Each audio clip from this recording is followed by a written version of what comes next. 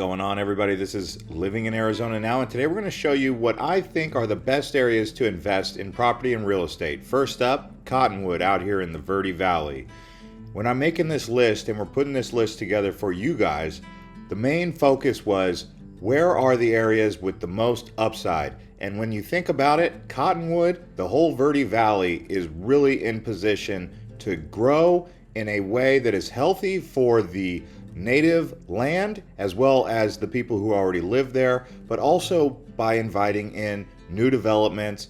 Cottonwood, if you get a chance, head up there. You'll see what I'm talking about. They have a few other suburbs around there or towns like Cornville. They also have Clarkdale and they have Jerome up on the hill. So the whole Verde Valley really in position to grow. If you wanted to extend east, I would consider looking into places like Rimrock on the other side of the Oak Creek, or going over towards Camp Verde even. There's lots of land over there that is rural and untouched. Depending on how much acreage you want, I will say this, you can find acreage around here for around $9,000 for a quarter acre. That would be around $40,000 per acre, or $25,000 for a half acre.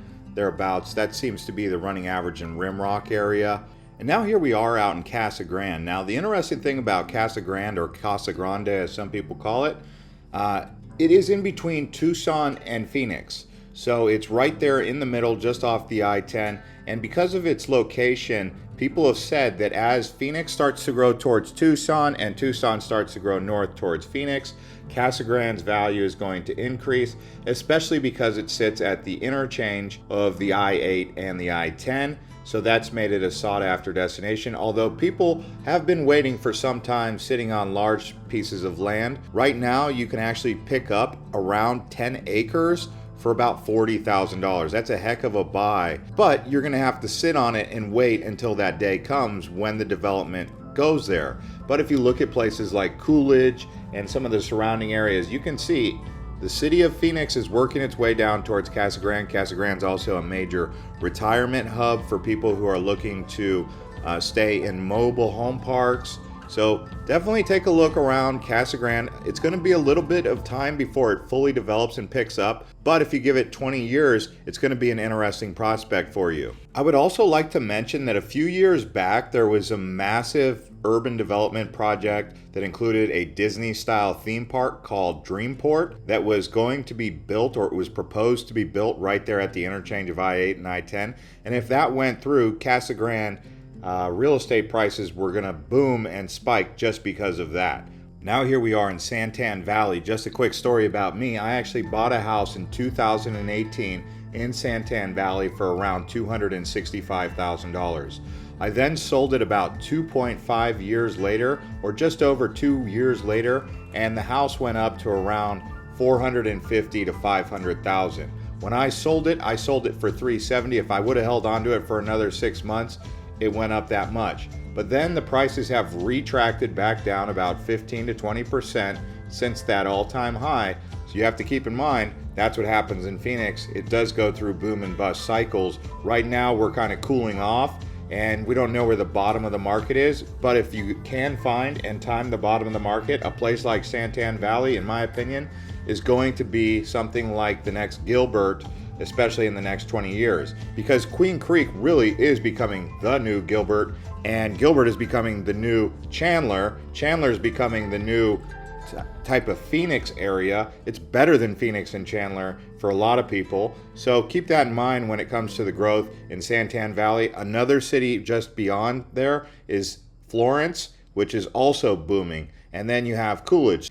Now here we are in Prescott. So Prescott's an interesting prospect because it's really a cooler destination. It doesn't get very hot here in the summers, and it does get snow in the winters. Most people who move to Arizona, they don't expect to find a place like Prescott, but it is actually a very nice place to go. It is a bit more expensive than places around Phoenix. Maybe Scottsdale and Paradise Valley are more expensive, but Prescott has always held its value. Sometimes the market goes down, like in 2008, Prescott felt it, but not recently. It hasn't really sold off as much as other places around Arizona. So Prescott holds its value. pretty consistently, and people really love it when they go up there, especially people who've lived in Phoenix for a long time. Once they get sick of the heat, they usually look north, and Prescott's definitely on their radar when they do start looking north. Properties around here vary depending on price, but I've seen prices for 3 acres for almost $1 million right in the heart of Prescott along Gateway Boulevard. But then I've seen some cheaper prices for land on the outskirts. Maybe even consider heading north towards places like Chino Valley or Prescott Valley if you really wanted to save some money, because those are where the good deals are. Another idea is consider getting a cabin in places like Groom Creek or Potato Patch, just a way to beat the heat from Phoenix. And next up, here we are out in Kingman. This is in northeastern Arizona in Mojave County. This is where you can find some really cheap land. A lot of people have started to move here from all over the country. They usually base camp here from their motor homes, and they found some really affordable housing and property. It is not the best weather though. Now, Kingman does get cold winters, like bone-chilling winds because of the way the valley's set up, and then they get some really hot summers, kind of like what you see in Vegas. Vegas also does not have very good weather, but Kingman, you can find great deals. It is considered an up-and-coming city, although I will say this, the only thing to really do there is hang out at Walmart right now, do some hiking up in the mountains, or maybe head over to the Colorado River, and then also go out to eat at one of the gazillion fast food restaurants they have around here, because it's a pit stop on the way to Las Vegas. But either way, it has proven to be a very interesting prospect for real estate investment in Arizona. A lot of people really like Kingman because of the pricing. They have started to build some golf courses and country club type experiences, which will start to lure in some of the more high-end buyers and sellers who want to do real estate brokering out here. So the prospects definitely there for Kingman to grow. We just don't know if and when it's going to have its growth spurt where it really takes off, kind of like something we saw in Prescott or what we see going on around Phoenix. But it could happen at any point in time because it's one of those places that's got enough room to grow. By the way, guys, if you guys are enjoying this video, please consider liking the video and subscribing to the channel. I also want to thank all of our channel members who help make these videos possible. Now let's keep showing you around Arizona. Now we're going out to Bullhead City. This one is interesting because it's actually quite scenic there. It's an interesting place because the desert meets the blue waters of the Colorado right after they go through Hoover Dam, and they've got Laughlin right across the way. I don't know why this place hasn't quite taken off like Lake Havasu City has, but it's definitely in position, especially as Las Vegas continues to grow.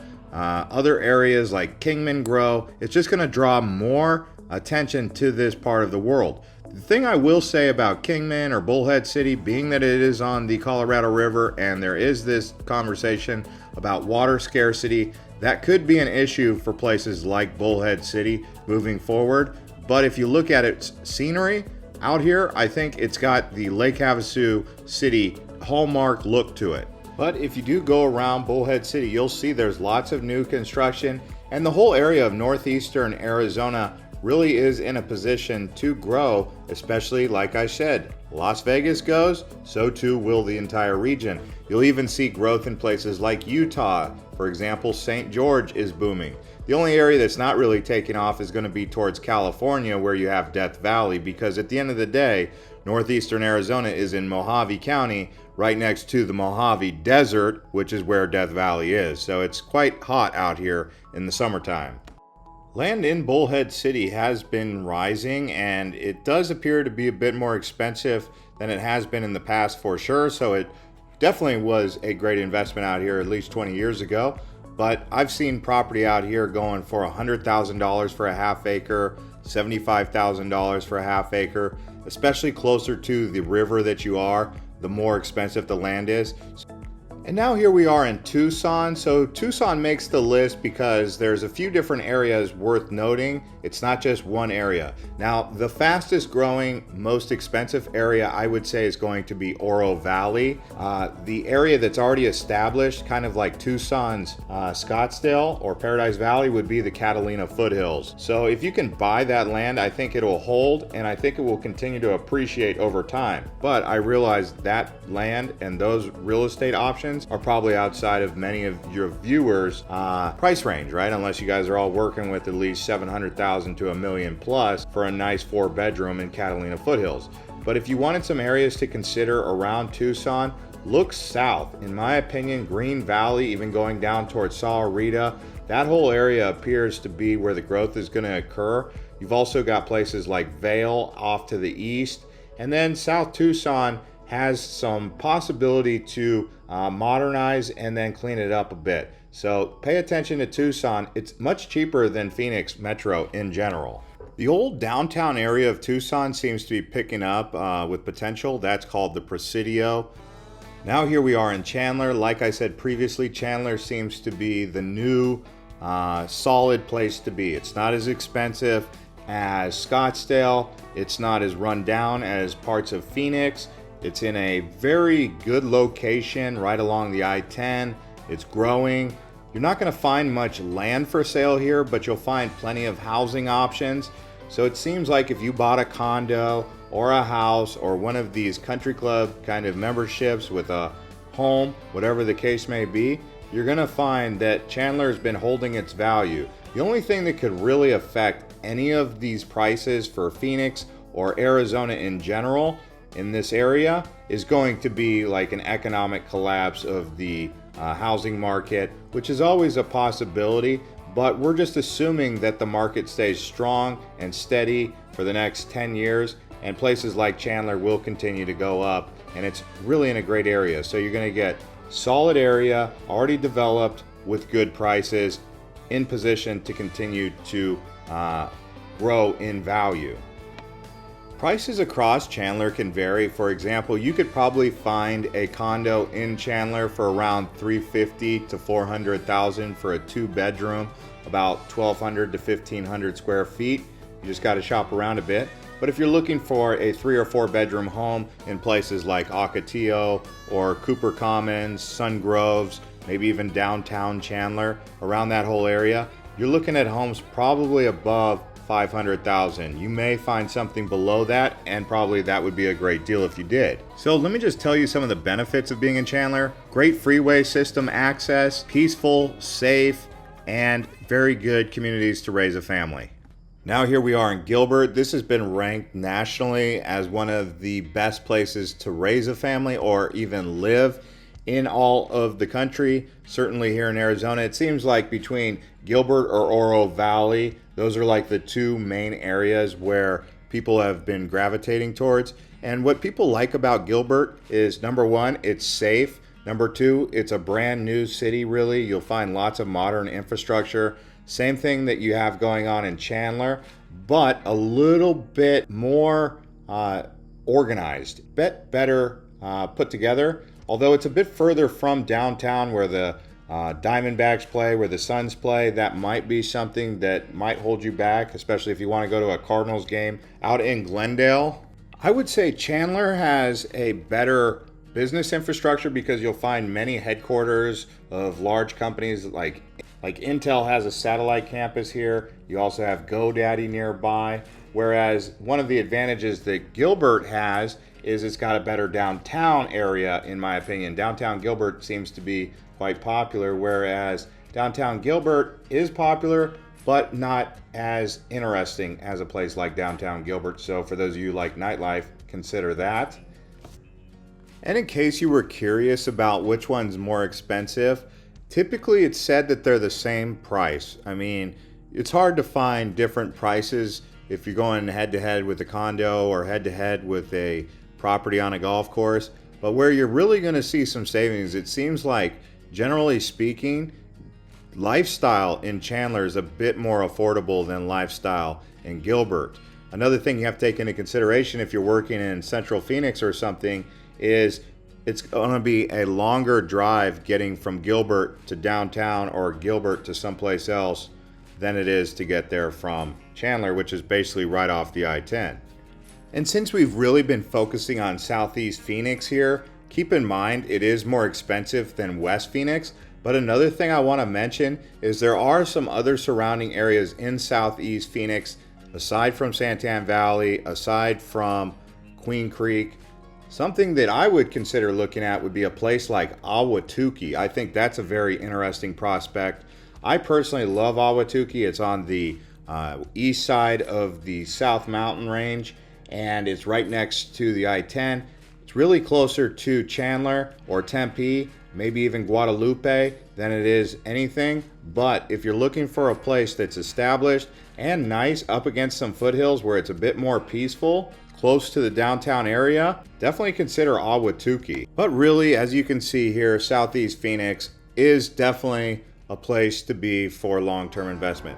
Now, I want to mention someplace in West Phoenix. This is going to be in Northwest Phoenix area. This is Peoria. Now, Peoria is known for Arrowhead, which is a famous area, but it's starting to expand towards Lake Pleasant, which really is a very beautiful desert lake. If you've never been up to Lake Pleasant, you should check it out. I'm not saying they're building homes for Peoria right there on Lake Pleasant, although that would be kind of interesting. Because it is a reservoir, they probably would never do that. But it would create a situation kind of like what you have in Boulder City in Las Vegas with Lake Mead. If they ever started doing it, it would be happening in Peoria. So Peoria in general has a lot of upside, and it seems like if you compared it to Glendale, it's more expensive, more safe, less drama, but a bit further outside of town because it's in the northwest side of town. Right next to Peoria is going to be a place like Surprise, Sun City, Sun City West, Sun City Grand. But really overall, I would say the place to be in West Phoenix is towards the north, and that's Peoria. Peoria is actually a large city in terms of area and land. So there is quite a few areas of the city that are undeveloped, so you can still find land. I even saw for people who are looking for big pieces of property, you could buy 60 acres for $500,000. That's a lot of acreage, and $500,000 really isn't a lot. And I'm only putting that out there because maybe that might catch some of your attention because an area like Peoria is so amazing. But if you're looking for a decent sized home, you can find really beautiful homes out there.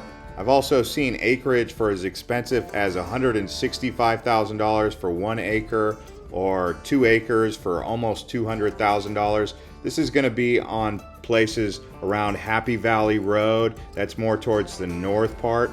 But really, do take a look around Arrowhead Lakes. That's a really nice area if you're looking for a cheaper version of Scottsdale. Now on this channel, we don't really represent West Phoenix as much as we represent Southeast Phoenix in terms of investment opportunities. But I will say West Phoenix has really done well over the last 20 years. Even places like Buckeye have continued to go up in value and continued to grow. Although I'm personally not a fan of the area, it does keep going up because of places out there. You also have Goodyear with Estrella Mountain Ranch. So there's plenty of upside in West Phoenix. It's just not a place I personally really want to live. But if I had to live anywhere, it would probably be Peoria around Arrowhead, which is essentially the 101 freeway and 83rd Avenue going north.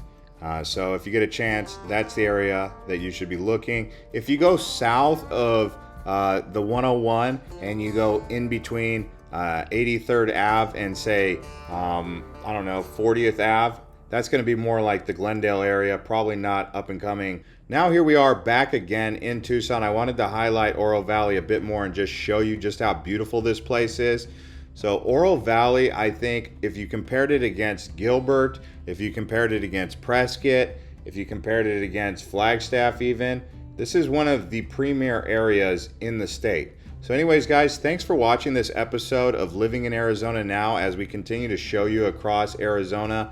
We've got so many different videos. If you just go to our homepage, you can see how many we've made in our catalog. You can go through driving tours of cities, towns, also find plenty of adventure and off-road activities, and we've got more to come. So do consider subscribing if you're new here, and if you already are subscribed, consider becoming a channel member and supporting us so we can continue to bring content to you guys just like this. You can also watch our weekend getaways video next, or our best Arizona small towns. See you on the next one. Click one of these links.